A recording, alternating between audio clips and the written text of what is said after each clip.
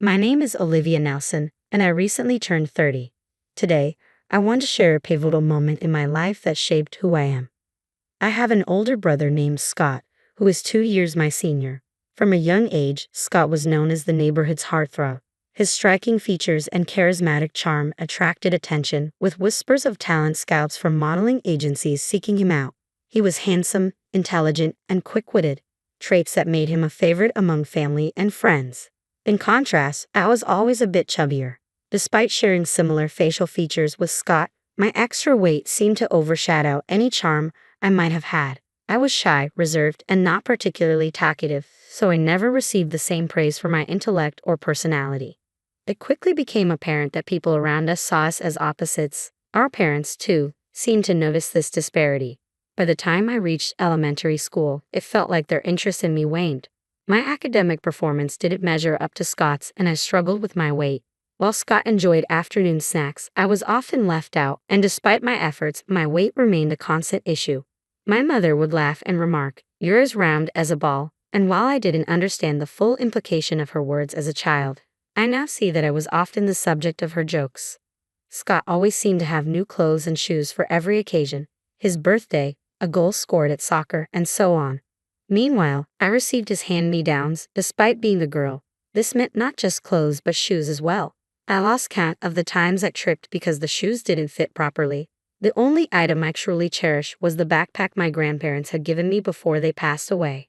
When Scott graduated from elementary school and moved on to a private middle school, my parents were thrilled. His acceptance into such a prestigious institution was a source of great pride. Around this time, Scott's looks caught the attention of talent scouts, leading to opportunities in child modeling. My mother, in particular, took great pleasure in showcasing Scott's appeal. She often took him on busy streets like Fifth Avenue, almost as if she were saying, "Look at how handsome my son is." I, on the other hand, don't recall ever going out with her after I became aware of my surroundings. When Scott suggested, "Next time, let's take Olivia with us too," I sensed he knew even then that I was being left out. Yet my mother would only grimace and reply, "Yes, someday." Rather than feeling pleased by Scott's thoughtfulness, I felt a deep sense of misery. A few years later, I started middle school as well, but unlike Scott, I attended a regular public school. My parents had never set high expectations for me, and it felt like they had no intention of supporting me academically. My father even said, "I can't afford to spend money on you." While I never particularly wanted to attend a private school, being told from the start that my options were limited left me feeling trapped. As a child, I often wondered, is this how it is with siblings? I didn't have a clear picture of what other families were like. By the time I was born, the dysfunction of our household felt like the norm. As I went through puberty, I started to question why I was treated so differently from Scott. Unfortunately, the situation only seemed to get worse.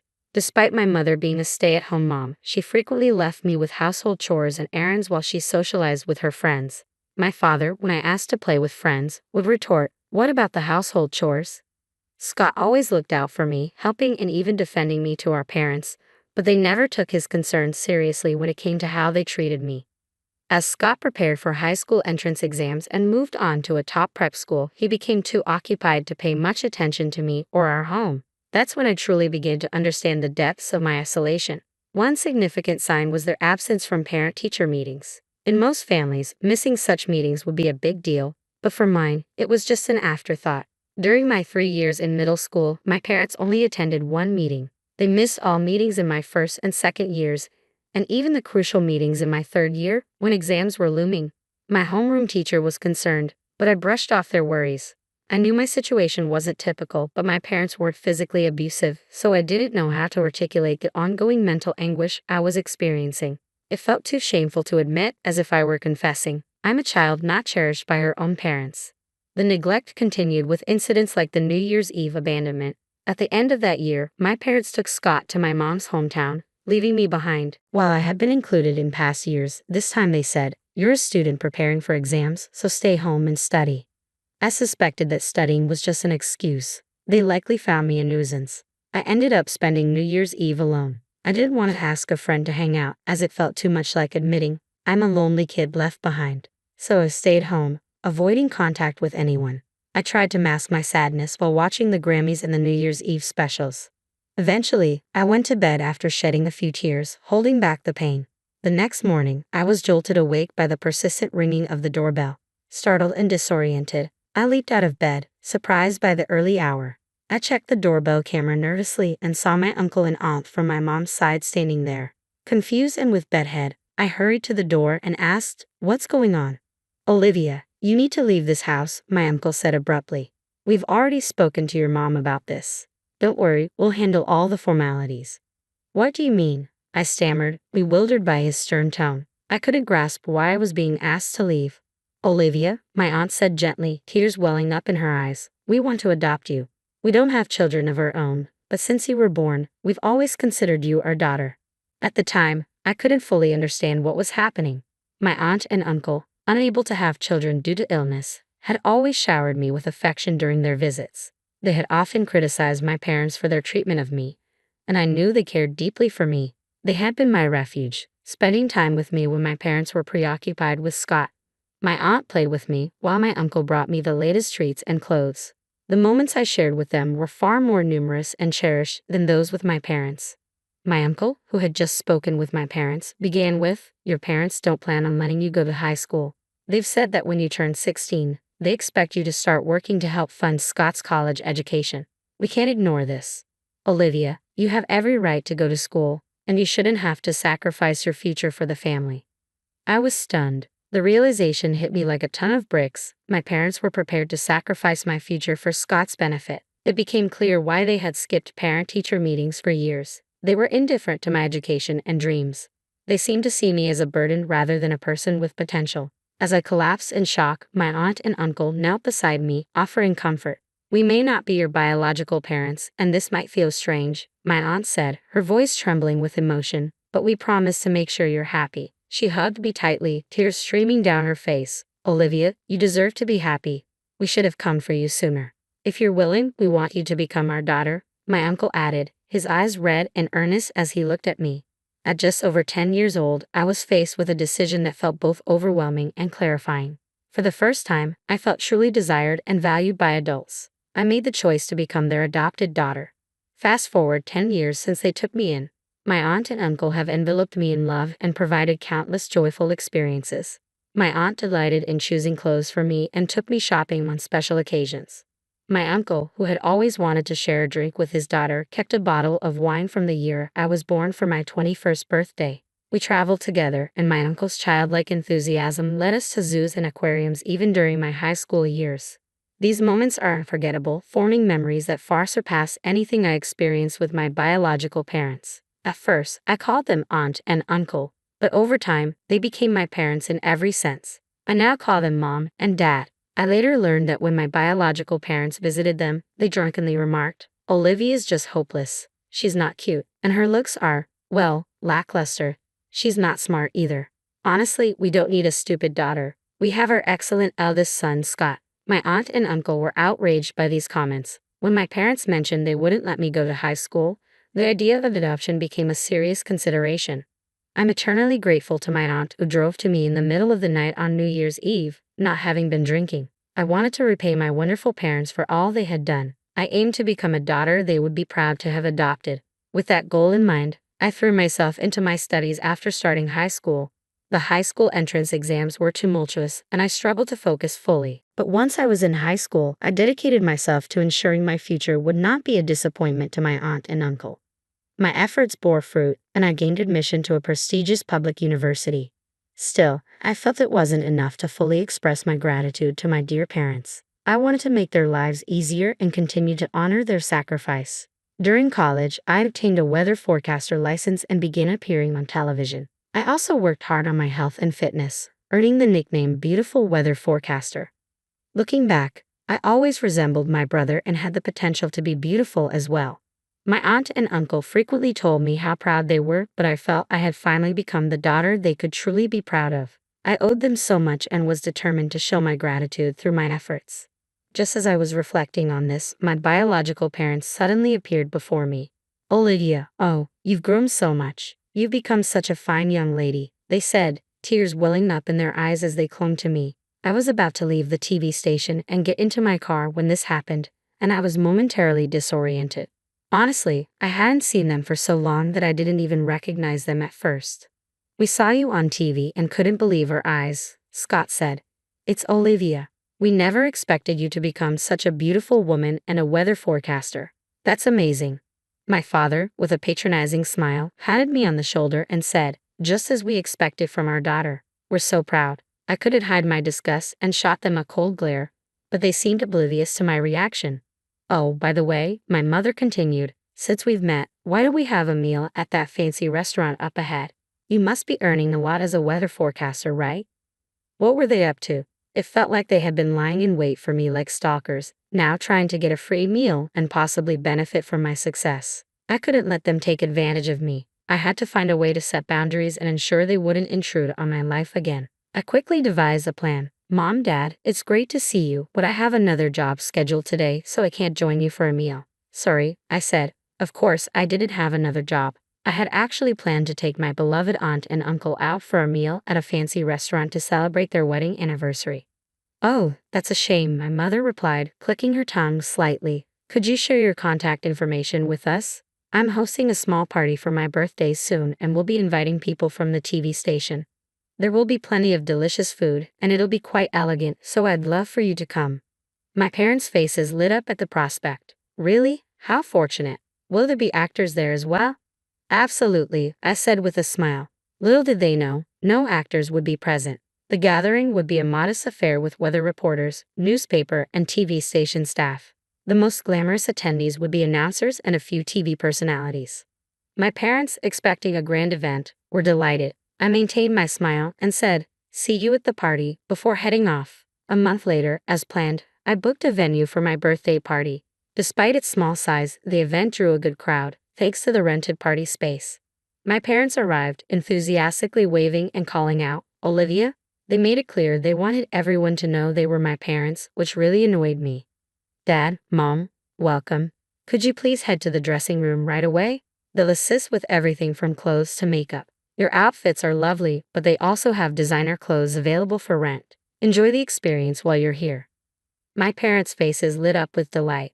Their excitement was palpable. Designer clothes? How wonderful. I rarely get a chance to wear such things. I hope they suit me. Mom, you gained a bit of weight, I said casually. Oh, don't be silly, she replied, brushing off the comment. Despite their excitement, their outfits were hilariously inappropriate. My mother wore a pale pink mini dress that exposed her shoulders, more suitable for a young woman than someone her age. My father had chosen a bright red suit with a flashy tie adorned with yellow and green geometric patterns. Even without a dress code, no one would select such a mismatched combination. The clothes were indeed designer labels, but they were second-hand, something I had chosen deliberately to evoke memories of a family party from my childhood. My parents, believing the designer labels were a mark of high fashion, were thrilled as long as I kept telling them how well the outfits suited them.